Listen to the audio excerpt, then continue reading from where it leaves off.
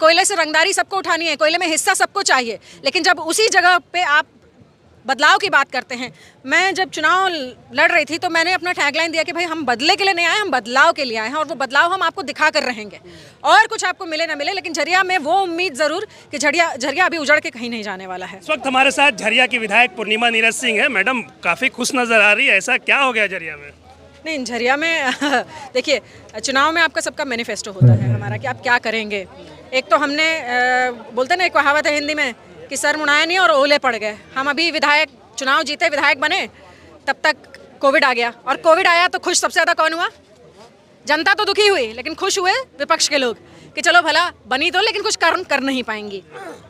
लेकिन जिद तो अपनी जगह है, और उस मैनिफेस्टो में जो सबसे इम्पोर्टेंट, सबसे महत्वपूर्ण कार्य था वो था हमारा एक कॉलेज, आरएसपी कॉलेज है, राजा शिव प्रसाद कॉलेज, जो यहाँ पे रहते हुए राज परिवार से जो राजा शिव प्रसाद थे, उन्होंने यहाँ पर एजुकेशन और इन सब चीज़ों को कमी देखते हुए उन्होंने कैंपस दिया, बिल्डिंग दी, अपने उसे शुरू करवाया, और वो कॉलेज बाद में सरकार के अधीन हो गया और वहाँ पर पढ़ाई होने लगी। और 2017 में उस कॉलेज को विगत सरकार ने जो है उखाड़ कर फेंक दिया, ये बोलकर कि भाई अग्नि प्रभावित क्षेत्र है, यहाँ तो जो है आग लगी हुई है नीचे। और अगर आपने देखा होगा तो कॉलेज जर्जर अवस्था में जो अभी पहुँच गया है, उसको कुछ नहीं हुआ है, लेकिन क्योंकि पिछले 7 सालों से कोई वहाँ पढ़ने नहीं जाता है, कुछ नहीं, वो बंद पड़ा हुआ है, इस वजह से कॉलेज वहीं चला करता था और लगभग 8000 बच्चे वहाँ पढ़ते थे। और इन्होंने रातों रात उठाकर कॉलेज को दूसरी जगह कर दिया, और वो भी दूर, झरिया के कॉलेज को उठाकर दूसरे विधानसभा में भेज दिया। मुद्दे को विधानसभा में भी उठाए थे? मैं इस मुद्दे को विधानसभा में विगत 4 वर्षों से उठा रही हूँ, और कुछ ना कुछ त्रुटि हो जा रही थी, कुछ गड़बड़ी हो जा रही थी, लेकिन मुझे लगता है मैंने 4 बार क्वेश्चन किया होगा इसको विधानसभा में। और फाइनली इस बार जब हमारा सेशन हुआ था, बजट सेशन, उसमें मुझे मिला कि नहीं, अब आपका जो है सारा सब कुछ हो चुका है, अब आपको चिंता करने की ज़रूरत नहीं है। अब ये फाइल स्वीकृति की ओर जा रही है और कैबिनेट में जाएगी। और कैबिनेट में जब मैंने पता किया कि कैबिनेट सेक्रेटरी के पास फाइल पहुंचने के बाद भी संलेख में अभी नहीं गया है, मैंने कहा भाई अब इसको स्वीकृत कराइए। एक आखिरी काम ये था, और एक जिद मैंने वहाँ की मंत्रियों के सामने और मुख्यमंत्री के सामने, और फाइनली ये स्वीकृत हुआ। और ये स्वीकृत हुआ, इस मुझसे ज़्यादा खुशी यहाँ इन लोगों को है, जो आपको भीड़ दिख रही है, ये उसी खुशी की भीड़ है। ये झरिया में जो है मैम, झरिया की आग की तो चर्चा हर कोई होती है, आप शिक्षा की चर्चा कर रही हैं, अभी आप बोल रही थी, मन से भावुक भी हो रही थी, अपने पति को भी याद कर रही थी, तो आपके लिए या इसको कितना आपके लिए ये मायने रखता है? मेरे लिए बहुत ज़्यादा मायने रखता है। देखिए, आपको पता नहीं, पता है नहीं, मेरा बैकग्राउंड जो है शिक्षा से रहा है, मैं टीचर थी इसके पहले, और बहुत अफसोस होता है जब मैं देखती हूँ किसी बच्चों को किसी कारणवश अपनी पढ़ाई छोड़नी पड़ती है।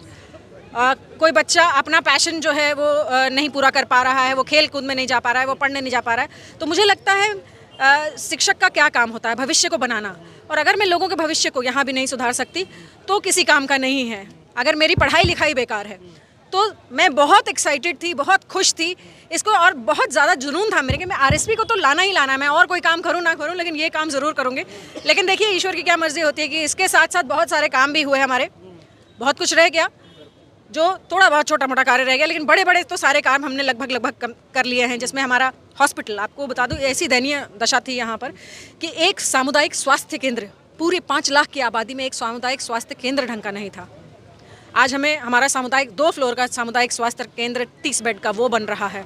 हर बार एक ही बहाना, कोई जाए किसी काम के लिए एक ही बहाना, इंफ्रास्ट्रक्चर के नाम पे आप कुछ करना चाहें एक ही बहाना, आग लगी हुई है भाई, हम कैसे करेंगे, हमें नहीं पता क्या होता है इसमें। तो आप आग से कोयला निकल रहा है मैम, कोयला की चर्चा हर कोई करता है, लेकिन अस्पताल हो, शिक्षा हो, और इसके अलावा पानी की यहाँ पे बड़ी समस्या है झरिया में। 3 चीज़ों पर बात कर। कोयले से रंगदारी सबको उठानी है, कोयले में हिस्सा सबको चाहिए, लेकिन जब उसी जगह पे आप बदलाव की बात करते हैं। मैं जब चुनाव लड़ रही थी तो मैंने अपना टैगलाइन दिया कि भाई हम बदले के लिए नहीं आए, हम बदलाव के लिए आए हैं, और वो बदलाव हम आपको दिखा कर रहेंगे, और कुछ आपको मिले ना मिले, लेकिन झरिया में वो उम्मीद ज़रूर कि झरिया अभी उजड़ के कहीं नहीं जाने वाला है। तो हमने प्रयास तो बहुत किया है, अब जनता जनार्दन के हाथ में है, अब देखा जाएगा वहाँ से। इस 5 साल में आपने वो कौन से 5 बड़े काम किए हैं, और अगला जो अभी विधानसभा का चुनाव होने वाला है, तो आपके उसके लिए आपका क्या मुद्दा होगा? देखिए, सबसे बड़े काम जो 5 हुए हमारे, उसमें एक आरएसपी आपको दिख रहा है सामने, दूसरा अस्पताल का था। लगातार आपको बताती हूँ कि 2009 में अस्पताल स्वीकृत करके बिल्डिंग बना के, और जब स्वास्थ्य विभाग हैंडओवर लेने जाता है उस अस्पताल का, उस अस्पताल में बेसिक चीज़ें नहीं हैं, दरवाज़ा नहीं है, खिड़की नहीं है, बिजली नहीं है, पानी नहीं है। ऐसा काम किया गया क्योंकि उस समय सो कॉल्ड जो पद पे बैठे हुए थे उनके रिश्तेदार काम कर रहे थे। और हैंडओवर नहीं लेने की वजह से सामुदायिक स्वास्थ्य केंद्र को 2 कमरों में पीछे कहीं एक कोने में भेज दिया जाता है। तो हमारा आरएसपी पहला हुआ, अस्पताल दूसरा हुआ, तीसरा हमारी झरिया बलियापुर रोड, ये एक बड़ा काम हुआ। उसके बाद मेरे ससुर जो थे, चाचा ससुर वो पहले मंत्री थे, उनके समय में जो है बहुत सारा काम झरिया में हुआ था। जलापूर्ति की एक योजना अभी हमारी चल रही है 310 करोड़ की, जिसका जब मैंने हैंडओवर लिया था तो इन लोगों ने जल्दबाजी में तो जो है उठा के दे दिया प्रोजेक्ट, लेकिन वो कंपनी रो रही थी। जब हम विधायक बने तो वो कंपनी रो रही थी, वो कह रही थी कि हम काम कैसे करें, सरकार ने तो ऐसा झूठ मूठ का एग्रीमेंट करके हमको फंसा दिया है, तो हम करें तो क्या करें। आखिर मुख्यमंत्री से बात करके और गैर सरकारी संकल्प में उसको डालकर हमने जो है फाइनली काम शुरू करवाया कंपनी का। और कोविड के बावजूद आज स्थिति ये है कि 70% काम जो WTP का है और पाइपलाइन बिछाने का है, 70% काम हम कर चुके हैं। जबकि आपको पता है, अगर आप घूमेंगे तो झरिया बहुत घनी आबादी है, यहाँ पर काम कर पाना बहुत मुश्किल है लोगों के बीच में। तो वो एक बड़ा काम हमारा हो रहा है। साथ में सड़कों का निर्माण और पारदर्शिता लोगों के बीच में, लोगों को ये बताना कि भाई हम क्या कर रहे हैं, कैसे कर रहे हैं। एक एक पैसे का हिसाब आपको देंगे, वो चाहे विधायक फंड हो, DMFT का। कई ऐसे मोहल्ले थे, कई ऐसी जगहें थी, जैसे झरिया 2 हिस्सों में है, एक तरफ बाजार है और एक तरफ कोलरी है। कोलरी में ना BCCL ज़मीन बनाएगा, नगर निगम अपना बात कहेगा। तो कई ऐसी जगहों पे DMFT फंड का इस्तेमाल हमने जो है वृहद तौर पर किया, क्योंकि ये DMFT जो है ये इस ज़िले का है, इस ज़िले के लोगों का है, और वो पैसा वहीं खर्चा होना है जो सबसे ज़्यादा जो है प्रभावित हैं प्रोजेक्ट से। तो वो हमने बहुत ज़्यादा लगभग जो है 500 करोड़ रुपए से ज़्यादा DMFT फंड जो है वो झरिया में जो है इन्वेस्ट किया हमने इंफ्रास्ट्रक्चर बनाने के लिए। सभा चुनाव में पूर्णिमा नीरज सिंह किन मुद्दों के साथ उतरने वाले हैं? सबसे पहले तो जो काम हमने किया है और जिस तरीके से आसान किया हमने इस प्रक्रिया को कि आप अपने विधायक से कैसे मिल सकते हैं, इस प्रक्रिया को हमने बहुत आसान किया कि कोई VIP कल्चर नहीं है, कुछ नहीं है।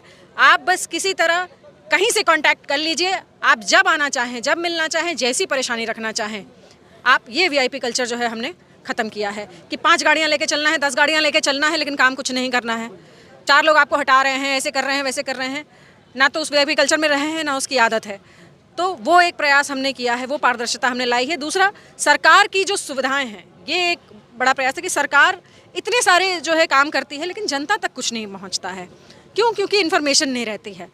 तो वो काम एक बड़ा हुआ कि हम लोगों तक सही इन्फॉर्मेशन पहुंचाएं। आज भी मैं सुबह लेबर डिपार्टमेंट का एक बड़ा काम करके आ रही हूँ और लगभग 1.5 करोड़ रुपए वहाँ पर हमने परिसंपत्ति का वितरण किया। और लोगों को ये कि भाई एक्सीडेंट हो गया तो हम जाएं कहाँ, हम क्या करें। मतलब आप विश्वास नहीं करें, मेरे पास फ़ोन आता है कि मैडम आधार कार्ड कैसे बनता है, ये जानकारी तक लोग नहीं दे पाए। अगर जनता को वो जागरूक नहीं कर पाए, बता नहीं पाए, तो इसमें दोष किसका है? लोगों ने प्रयास नहीं किया, वो प्रयास हमने किया है। इन सारे मुद्दों के साथ जो हमने काम किया है, जिस तरीके से हम अवेलेबल रहे हैं जनता के बीच में, हम इन सारी बातों को लेकर जाएंगे और अपना हर समय जितना जो प्रयास किया, जैसे भी किया। और सबसे बड़ी बात तो आप देखिए कि हमारे यहाँ जो है एक बड़ी प्रॉब्लम आती है कि खनन क्षेत्रों में, कोयलक क्षेत्रों में काम करने वाले लोग की दुर्घटना हो जाती है। आउटसोर्सिंग कंपनियाँ जो है उनका दोहन करती हैं, उस पर जो है हमारी बड़ी लड़ाई वो लगातार चलती रहती है। इस बार मैं विधानसभा में नहीं आ पाई, उसी दिन आपने देखा होगा इतना बड़ा यहाँ घटना हुआ। तो ये सारी मुद्दों को आप ऊपर में नहीं देखेंगे, लेकिन जिनका काम होता है ना, वो अंदर मन से जानते हैं, ठीक है। और एक अंडर करंट है, लोगों को समझना होगा उसको, और हम अपना काम लेकर सबके पास जाएंगे। हम जिस तरीके से उनके बीच रहे हैं उसको लेकर जाएंगे, और मुझे पूरा आशीर्वाद पहले भी मिला है और अभी भी मिलेगा। ठीक है।